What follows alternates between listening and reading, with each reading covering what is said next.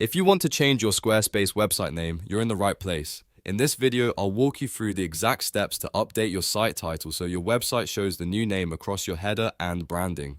This is a simple change, but it's important if you're rebranding, updating a business name, or just making your site look more professional. If this tutorial helps, be sure to hit like and subscribe for more easy website tutorials. Now let's jump into it. First, log into your Squarespace dashboard and open the website you want to edit. Once you're inside the dashboard, look at the left-hand navigation sidebar and click on Website.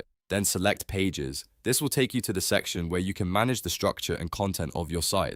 Next, find the page preview window and click the Edit button in the top left corner.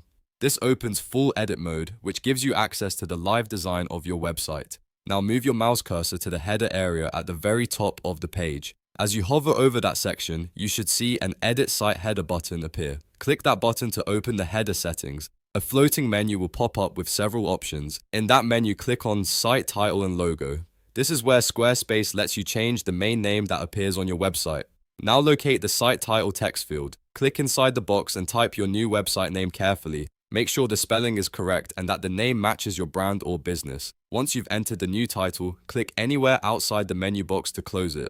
After that, go to the top left corner of your dashboard and click Save. Or if you see Done first, click Done and then Save. This step is important because it publishes the change live to your website. Once saved, your Squarespace site will now display the updated website name. If you don't see the change immediately, refresh your page to confirm that everything updated correctly. And that's it. You've successfully changed your Squarespace website name. If this video helped you out, please like this video, subscribe to the channel, and turn on notifications so you never miss the next Squarespace tutorial. Thanks for watching, and I'll see you in the next one.